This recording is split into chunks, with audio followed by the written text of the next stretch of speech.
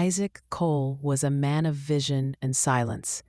As the founder of Zenith Tech Logistics, a billion-dollar empire built from a single van and a borrowed loan, he had always preferred to lead from the shadows.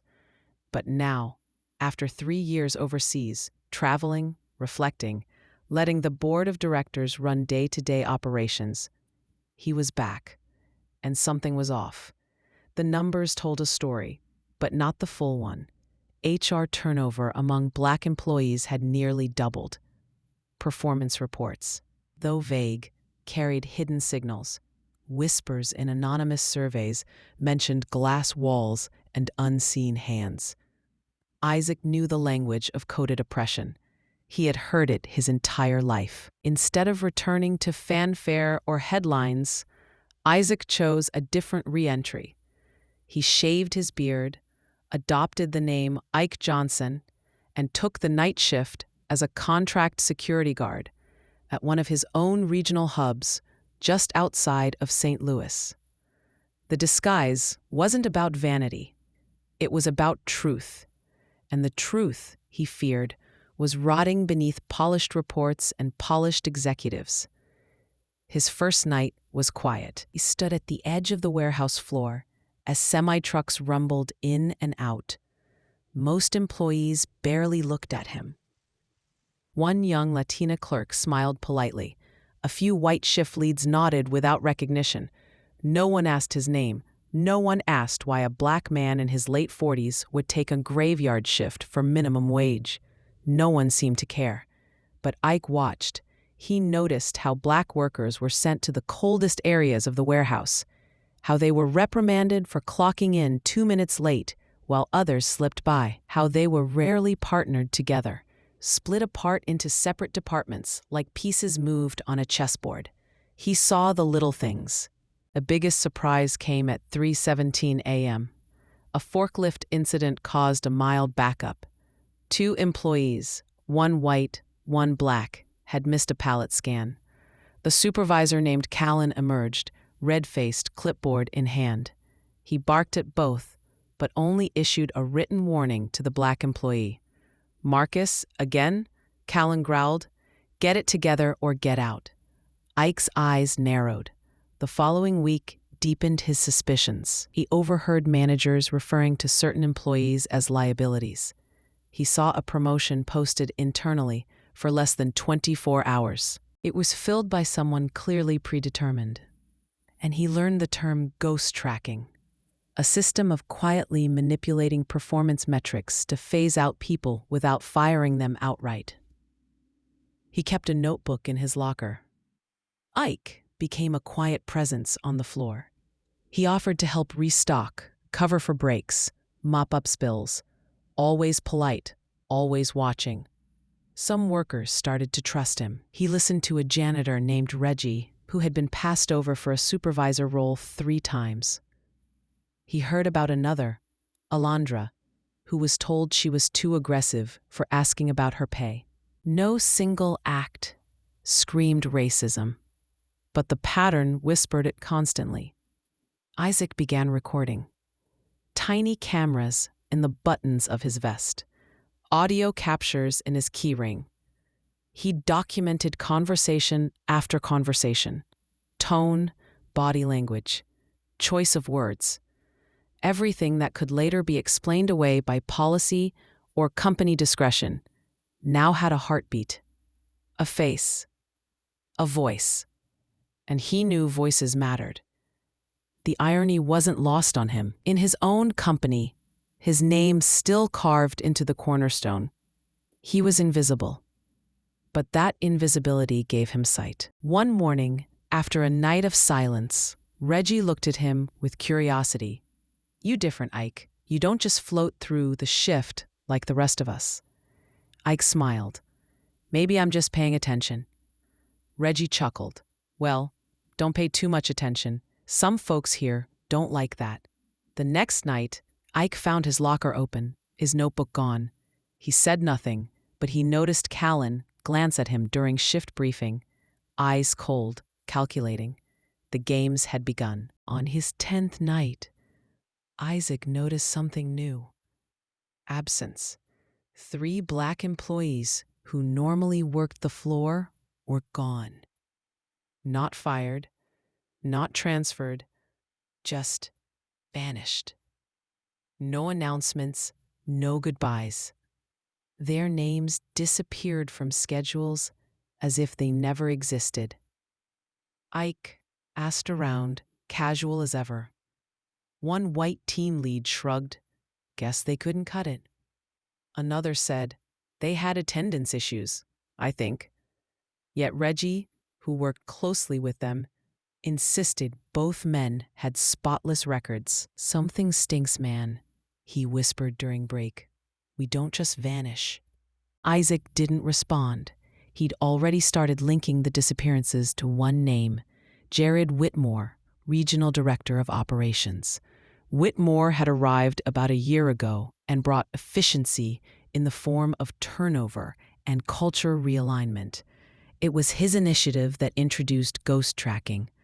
Ike noticed patterns. Black workers were often scheduled during the hardest shifts, the cold dock zones or peak load nights. Others were given impossible task lists and coached aggressively when they inevitably failed to complete them. Supervisors like Callan took their cue directly from Whitmore, always smiling, always just within the lines of policy. But the results spoke louder than intention. Isaac attended a team meeting one evening. The room was mostly white. 2 black employees sat near the edge, silent, uninvited to speak. When suggestions were asked, only certain hands were acknowledged. When concerns were raised, they were dismissed with corporate phrases. We'll evaluate that, or let's circle back. It wasn't overt. It never is. But to Isaac, it was deafening. At lunch, a security guard named Denise told him, "You ever notice who they put in the front? The clean shifts? It ain't us." She'd been with the company 6 years and still had the lowest tier badge. Folks come in, white folks, 3 months in and already in the glass office. She pointed toward the elevated platform where shift leads worked. Ain't no accident. Ike nodded, noting her words in his second notebook. The first had never been found. He started cross-referencing schedules, disciplinary actions, promotion records. Patterns leapt off the page. Black employees were 4 times more likely to be written up, 6 times less likely to be promoted, and 3 times more likely to resign within the first year. And always, the signature at the bottom of the reports, J. Whitmore. One night, Whitmore made a surprise visit to the facility. He arrived in a sharp suit, hair slicked back, voice like radio velvet. He shook hands with everyone but Ike. "Who's the new guy?" Whitmore asked Callan. "Just a temp from Night Rage Staffing," Callan replied, not looking up. "Keeps his head down." "Good," Whitmore said. "We need more of that." Isaac smiled faintly. He didn't speak. He didn't need to. The mask was holding just fine. Isaac began pushing gently at the edges. He offered Reggie a ride one night. On the way home, Reggie told him how his last promotion was blocked without explanation. They said I lacked leadership presence. Whatever that means. He'd been training new hires for a year and covering 2 roles without extra pay. I asked for feedback and got silence. Denise opened up more, too. One night she said, they got cameras everywhere, but only review footage when we mess up. She'd once been written up for leaving post after stepping aside to help an elderly custodian who had collapsed. Meanwhile, Callan leaves for 20 minutes every night to flirt in HR. Isaac started logging footage requests, badge records, even comparing which employee actions led to disciplinary reviews. The bias was almost mechanical. He stored screenshots, transcripts, logs, all carefully anonymized but time-stamped and traceable. The more he gathered, the more he saw. Not just racism, but bureaucracy weaponized to sanitize it. Some of the white supervisors were friendly, overly so. One even said to him, "You seem different from the rest of them. Got your act together." Isaac smiled, asked what he meant, and the man backpedaled. "I mean, you just do your job. Not all of them do." It wasn't hate. It was comfort in a structure designed for advantage. One night, a new hire named Marcus got assigned to clean biohazard bins on his first day. No protective gear, no instructions, just a code on the clipboard and a mop. Ike stepped in, walked him through it, and later confronted the scheduler, who laughed and said, "Trial by fire." Trial by fire only seemed to happen to black hires. Isaac made sure the interaction was recorded. It wasn't just an error, it was design. The clipboard was printed by Callan. Then came the whisper. Reggie, jittery and pale, pulled Ike aside. "They're starting to ask about you." "Who?" "HR and Callan. Said you're always where the problems start. Always asking questions." Isaac's pulse stayed steady, but inside he felt the stirrings of risk. It was time to shift from observation to action. He sent the first packet to his legal team, anonymously. Data, names, timestamps. A 22-page internal audit disguised as a complaint from an anonymous employee. His counsel would know how to dig from there. The second packet he hand-delivered at dawn to the executive office Dropbox with a note. "Your floor is bleeding. You just can't see it from the top." The third he held back, for now, because this wasn't over. It had just begun. Isaac didn't sleep the day after he delivered the reports. He lay on the couch in his small apartment, blinds drawn, phone face down, heartbeat slow but not resting. Every word he'd written now sat in inboxes of people who still thought he was just Isaiah, third shift. The part of him that had once wanted to talk first, wait for reason, was gone. That part had watched Reggie be passed over, Denise be punished, Marcus be endangered. Late that night, the first ripple came. Callan stormed into the break room, face flushed. "Who's leaking ops data to HR?" he snapped, eyes scanning the room like a dog scenting blood. No one spoke. But the tension, especially among black employees, was a silent chorus. "Let me find out who's behind this," he growled and walked out. Isaac, cleaning a coffee spill nearby, met eyes with Denise. She gave a barely perceptible nod. 2 nights later, Callan posted a new schedule. Denise was rotated to graveyard post at the old East Wing. Isolated, no cameras, barely trafficked. Reggie was assigned garbage duty for a full month, outside rotations. Marcus was written up for lateness. His clock-in was 30 seconds off. The retaliation had begun. Isaac requested reassignment to East Wing. More peace there, he told the supervisor. It was granted. At 2:41 a.m., East Wing's hallway flickered as he helped Denise carry heavy supply bins up the service stairs. "They want to break us," she whispered. Piece by piece. Isaac didn't reply. He reached into his vest, pressed a button on a pen clipped to his chest. It blinked green. That morning, a second anonymous letter was sent to HR, titled, "Coordinated Retaliation After Whistleblowing." It included schedule logs, footage, and audio.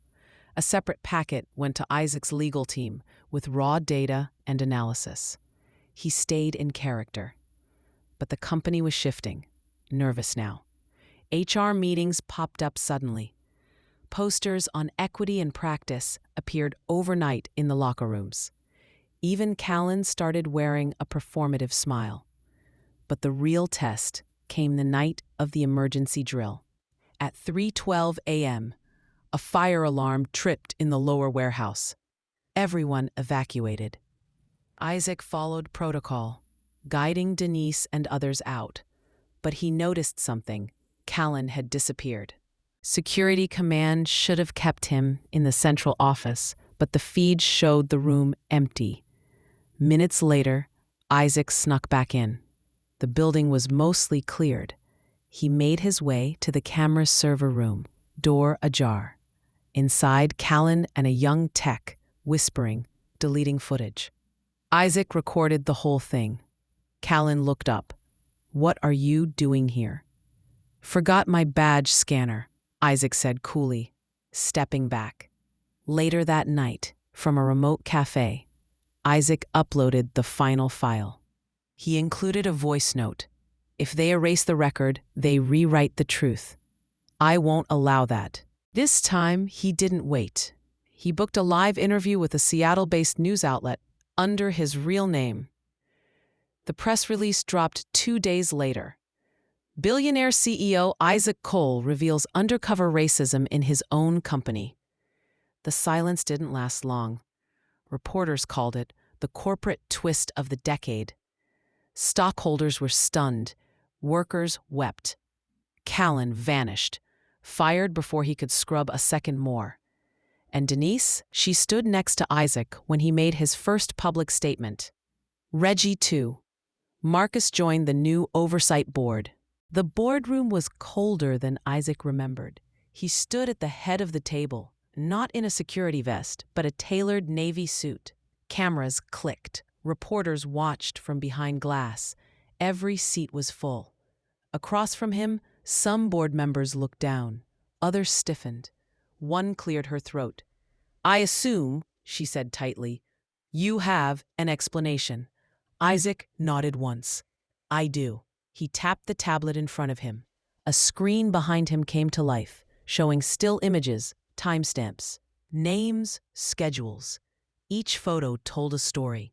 A black employee skipped over in hiring, a write-up with no precedent, a removed name from a client email chain. Then he clicked one last file. A voice recording from Callan, caught during a late-night rant. "They're all the same. You give them a uniform and they think they own the place. Someone's got to keep them in line." Gasps rippled through the room. Isaac turned around. "No one kept me in line when I started this company," he said.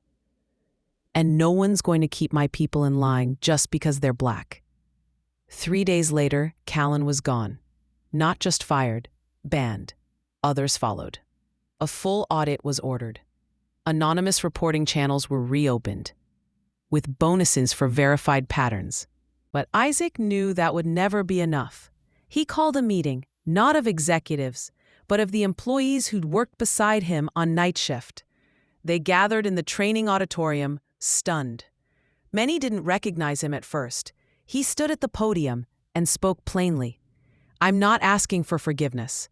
I'm asking you to help me fix this." Reggie stood first. "You shouldn't have needed a disguise to see us." "Denise, you saw what we live every day." Marcus just nodded. Isaac stepped off the stage, walked to the middle, took a chair, sat with them. 6 months later, the company looked different. Promotions no longer stalled at middle management. Hiring panels were diverse. Anonymous input was part of every policy meeting. Security was no longer code for black faces with no say. Isaac kept his suit, but sometimes, when no one expected it, he'd still show up for third shift, clipboard in hand. Quiet eyes, listening. One night, a new hire, a tall young brother with a steady walk, asked, "Hey man, you ever think the CEO actually knows what goes on down here?" Isaac smiled. "Sometimes." The man chuckled. "I doubt it." Isaac just nodded and turned down the hallway. The experiment was over. The lesson remained.